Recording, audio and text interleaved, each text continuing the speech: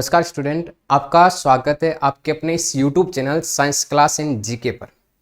आज हम बात करने वाले हैं यहाँ पे रीड साइंस के 10 क्वेश्चनों के बारे में। रीड साइंस के जो इम्पोर्टेंट क्वेश्चन हैं उनकी हमारी सीरीज चल रही थी कंटिन्यू। इसी सीरीज में आज हम स्टार्ट करने जा रहे हैं आपके 10 इम्पोर्टेंट क्वेश्चन। आपके सामने पहला क्वेश्चन पूछा गया है यहाँ पे कि निम्न में से किसमें आंतरिक निषेचन होता है। इसमें से आपके सामने यहाँ पे 4 ऑप्शन है, इन चारों में से आप बता सकते हो और अपनी तैयारी को परख सकते हो। सबसे पहला ऑप्शन है यहाँ पे मनुष्य, सेकंड नंबर है मुर्गी, थर्ड नंबर है मछली और फोर्थ नंबर है यहाँ पे कुत्ता की। इनमें से किसमें आंतरिक निषेचन होता है ये आपको बताना है।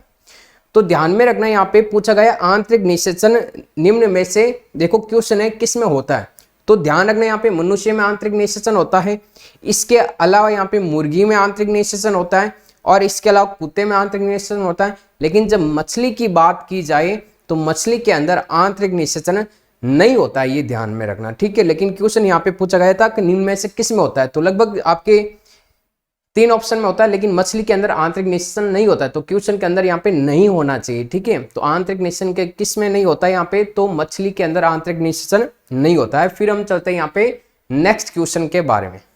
फिर आपके सामने सेकंड नंबर क्वेश्चन पूछा गया है यहाँ पे कि शुक्राणु की जल में तैरने के लिए जो आवश्यक है वो क्या है, कि शुक्राणु को जल में तैरने के लिए कौन सा भाग आवश्यक होता है। तो आपको पता होगा कि जो शुक्राणु होता है उसके मुख्य रूप से 3 भाग होते हैं। सबसे पहला भाग कौन सा होता है यहाँ पे, सिर भाग होता है, ठीक है, या फिर शीर्ष भाग कह सकते हैं। फिर होता है यहाँ पे मध्य भाग, और मध्य भाग के अंदर क्या पाए जाते हैं, यहाँ पे माइटोकॉन्ड्रिया पाए जाते हैं। क्या पाए जाते हैं, माइटोकॉन्ड्रिया। और नेक्स्ट बात की जाए, ये पीछे वाला जो भाग होता है ये आपके पुंछ भाग होता है। तो जल में तैरने के लिए कौन सा भाग आवश्यक होता है, तो ध्यान में रखना कि जो पुंछ भाग होता है ये जल में तैरने के लिए आवश्यक होता है। तो इसमें कौन सा ऑप्शन करेक्ट हो जाएगा आपका, कि जो ए ऑप्शन है आपके सामने दिया हुआ पुंछ भाग वो बिल्कुल करेक्ट है। फिर हम चलते हैं यहाँ पे नेक्स्ट क्वेश्चन में। फिर नेक्स्ट क्वेश्चन पूछा गया आपके सामने कि भ्रूण की अवस्था जिसमें सभी शारीरिक अंगों की पहचान हो सके, कि भ्रूण की ऐसी कौन सी अवस्था जिसमें सभी शारीरिक अंगों की पहचान कर सकते हैं। आपके सामने यहाँ पे 4 ऑप्शन दिए गए हैं। पहला है जाइगोट, सेकेंड नंबर है मोरुला, थर्ड नंबर है यहाँ पे ब्लास्टुला और फोर्थ नंबर ऑप्शन है गर्भ, ठीक है। तो इसमें से कौन सी वे अवस्था है जिसमें हम पता लगा सकते हैं यहाँ पे कि वो आपके लड़का है या फिर लड़की, तो उसे हम कहते हैं यहाँ पे गर्भ, उसे हम क्या कहते हैं यहाँ पे गर्भ। तो आपका जो डी ऑप्शन है, ये डी ऑप्शन आपका बिल्कुल करेक्ट हो जाएगा। यहाँ पे कौन सा ऑप्शन करेक्ट हो जाएगा, डी ऑप्शन बिल्कुल करेक्ट हो जाएगा। फिर देखो फोर्थ नंबर का क्वेश्चन है आपके सामने कि निम्न में से अंडप्रजक होता है। यहाँ पे फोर्थ नंबर क्वेश्चन क्या पूछा गया है कि अंडप्रजक कौन से जीव नहीं है, ऐसा पूछा गया है कि निम्न में से अंडप्रजक जीव नहीं है। तो 4 ऑप्शन है, पहला है मेंढक, छिपकली, तितली और इनमें से कोई नहीं।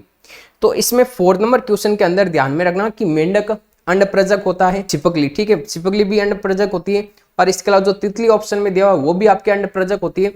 तो फोर्थ नंबर ऑप्शन हो जाएगा कि इनमें से कोई नहीं, सारे अंडप्रजक है। हमें क्या पूछा कि अंडप्रजक कौन सा नहीं, तो फोर्थ नंबर ऑप्शन हो जाएगा इनमें से कोई नहीं।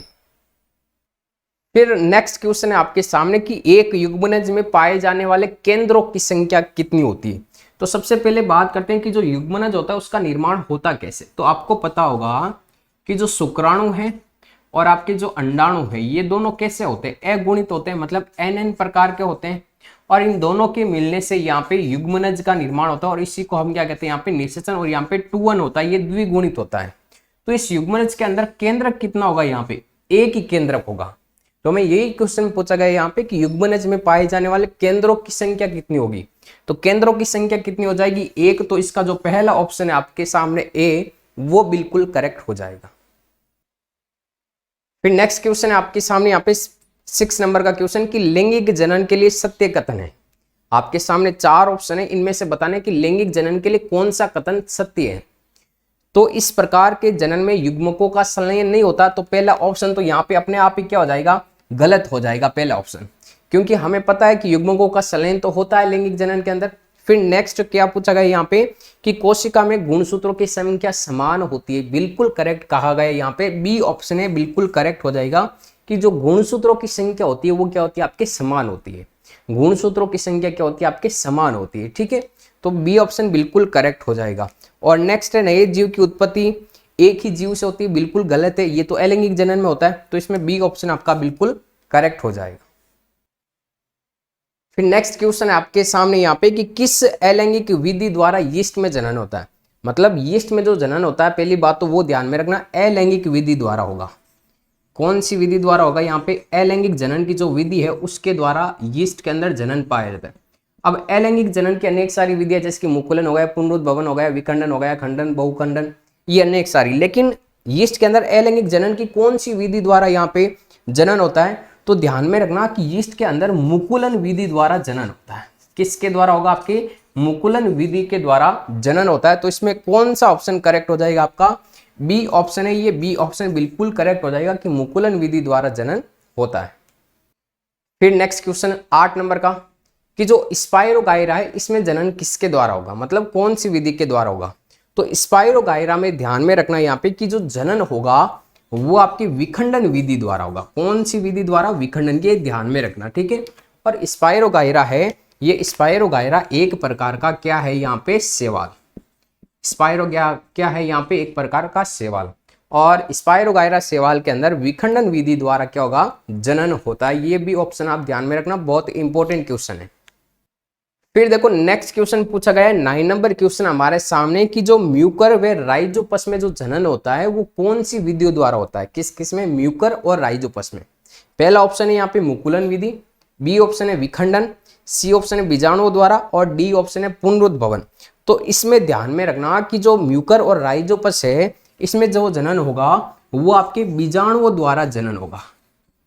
किसके द्वारा जनन होगा? यहाँ पे बीजाणुओं के द्वारा जनन होगा, ये ध्यान में रखना, ठीक है। इसके द्वारा दिखाई नहीं दे रहा है तो मैं इसके द्वारा लिख देता हूँ यहाँ पे कि जो बीजाणु होते हैं इन बीजाणुओं के द्वारा जनन होता है मुख्य रूप से। किसके अंदर? एक तो म्यूकर के अंदर और एक आपके राइजोपस के अंदर। ये ऑप्शन ध्यान में रखना।